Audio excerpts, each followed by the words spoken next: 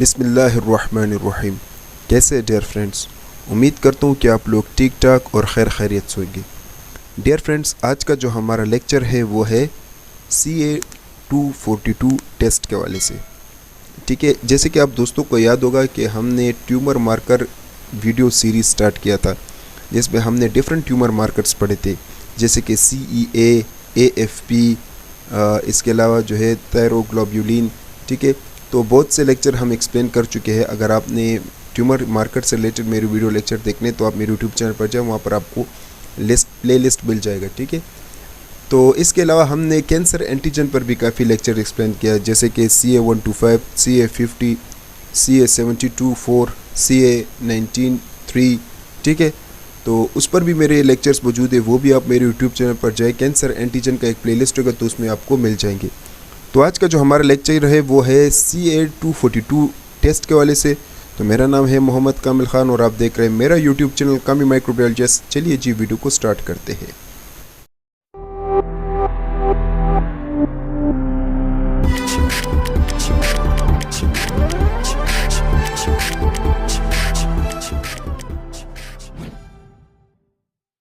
Dear viewers, सबसे पहले हम पढ़ते हैं कि CA242 क्या है। तो CA242 ये भी कैंसर एंटीजन का एक टाइप है, जैसे कि हमने काफ़ी कैंसर एंटीजन पढ़े हैं। ठीक है, और इसके अलावा ये भी ट्यूमर मार्कर है। मतलब ये हुआ कि इसके ज़रिए भी थोड़ा बहुत ट्यूमर का पता चलता है। ये आपके पास ऐसे कार्बोहाइड्रेट एंटीजन होते हैं या कैंसर एंटीजन्स होते हैं जो कि आपके पास जो कोलान होते हैं, स्पेशली ये जो इंटेस्टाइन होते हैं, लार्ज इंटेस्टाइन, उसके जो एपिथेलियल सेल्स होते हैं ना, तो वहाँ से आपके पास ये सीक्रेट होता है। ठीक है, अच्छा जी। अब नेक्स्ट हमारे पास है डायग्नोस्टिक पर्पस। तो इस टेस्ट को करने का मकसद क्या होता है, ये टेस्ट क्यों हम करते हैं। तो CA242 टेस्ट जो है ये इसलिए किया जाता है ताकि कोलोरेक्टल कैंसर का पता चल जाए। कोलोरेक्टल कैंसर मतलब आपका जो लार्ज इंटेस्टाइन, जो कि ascending column, descending column, sigmoid column और ट्रांसफ़र कॉलम, इसके बाद फिर आपके पास रेक्टम पोर्शन होता है। तो इन तमाम तर एरिया में जब कैंसर होता है ना, उसको डायग्नोस करने के लिए इस टेस्ट को रिकमेंड किया जाता है। इसके अलावा इस टेस्ट की मदद से दूसरे कैंसर का भी पता चलता है, जैसे कि स्टमक हो गया, पेंक्रियास हो गया और ओवरीज हो गए। इस टेस्ट की मदद से हमें ट्रीटमेंट का भी पता चलता है कि जब कोई कैंसर होता है तो फिर उसके बाद हम ट्रीटमेंट प्रोवाइड करते हैं, जैसे कि रेडियोथेरेपी, कीमोथेरेपी। ठीक है ना, या हम सर्जिकली रिमूव करते हैं उस ट्यूमर एरिया को बॉडी से। ठीक है, तो फिर उसके बाद इस टेस्ट को रिकमेंड किया जाता है ताकि देखा जाए कि वो जो ट्रीटमेंट हमने किया है आया वो असर कर रहा है अपना या नहीं। तो एक बात यहाँ पर नोट करने की है, वो ये है कि जब ये टेस्ट आप मतलब जब आपका ट्रीटमेंट शुरू होता है तो तकरीबन एक हफ्ते बाद ये टेस्ट लाजमी करना पड़ता है। इसके अलावा इस टेस्ट की मदद से हमें CA242 के लेवल का पता चलता है।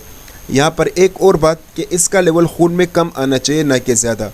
ठीक है, वो आगे जाकर मैं आपको इसका नॉर्मल रेंज बताऊँगा। इतना अगर आए तो कुछ नहीं होता है, चूँकि इसका कोई ख़ास फंक्शन नहीं होता, तो लिहाजा ये खून में ना भी हो तो भी अच्छा होता है। अच्छा जी, तो ये था आपके पास एक short introduction related to the cancer antigen, sorry इसका एक डायग्नोस्टिक पर्पस। अच्छा, एक और बात जो कि नोट करने की है वो ये है कि बहुत से मतलब आपने देखा होगा, या यहाँ पर एक और बात भी नोट करनी, वो ये है कि ये इतना स्पेसिफिक टेस्ट नहीं है कोलोन कैंसर के लिए। उसका एक वजह है, क्योंकि बहुत से ऐसे टेस्ट होते हैं, बहुत से ऐसे आपने देखा होगा कि कैंसर तो होता है लेकिन उसमें CA242 का लेवल फिर भी नॉर्मल होता है, लेकिन फिर भी बॉडी में कैंसर होता है। दूसरी बात, ऐसा भी होता है कि बॉडी में कैंसर नहीं होता लेकिन CA242 का लेवल फिर भी ज़्यादा आता है। ठीक है ना, तो हम ये कह सकते हैं कि ये इतना स्पेसिफिक टेस्ट नहीं है कोलोरेक्टल कैंसर के लिए, लेकिन फिर भी अगर इसका लेवल ज़्यादा आता है ना, तो डॉक्टर क्या करता है, वो रिकमेंड करता है कि फिर इसका ये कोलोरेक्टल एरिया से बायोप्सी का फिर रिकमेंड करते हैं कि आप बायोप्सी करो। तो तब जाकर थोड़ा बहुत हमें कैंसर का पता चलता है कि आया कैंसर है भी या नहीं। अच्छा, अब हम पढ़ते हैं नॉर्मल रेंज। तो बॉडी में जो इसका नॉर्मल रेंज होता है, सॉरी ब्लड में, तो ब्लड में इसका नॉर्मल रेंज 20 यूनिट पर ml होना चाहिए। इससे कम होना चाहिए, ना कि ज़्यादा, ना कि इसके बराबर, बल्कि इससे कम आना चाहिए।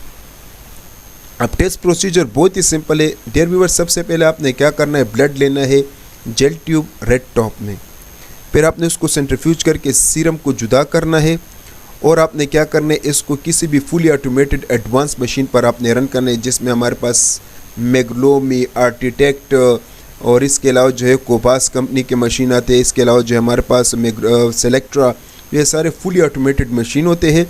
इसके अलावा इसको आप सेमी ऑटोमेटेड मशीन पर भी कर सकते हैं, जैसे कि फाइन केयर आता है हमारे पास, डाइग्रेड आता है, लोफिया आता है। इसके अलावा इस टेस्ट को एलाइजा टेक्निक्स के ज़रिए भी किया जाता है। अब हम पढ़ते हैं वो मेन वजूहात जिसकी वजह से CA242 यहाँ पर। तो पहला जो वजह होता है वो ये होता है कैंसर का वजह। तो जब कभी भी कैंसर होता है तो उसमें आप देखेंगे तो CA242 का लेवल ज़्यादा आएगा।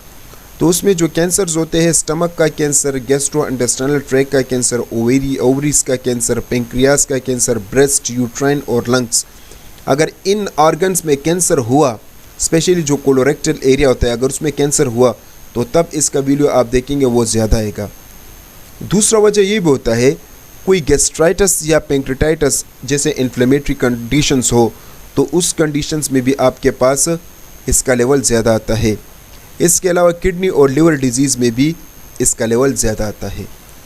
तो dear viewers, this is all about the CA242 blood test. बहुत बहुत शुक्रिया वीडियो देखने का। मुझे उम्मीद है इस वीडियो से आपने बहुत कुछ सीखा होगा, लेकिन अगर फिर भी जहन में कोई सवाल है तो आप नीचे कमेंट सेक्शन में करें, मैं अपना पूरी कोशिश करूँ ताकि आपको जवाब दे सकूँ।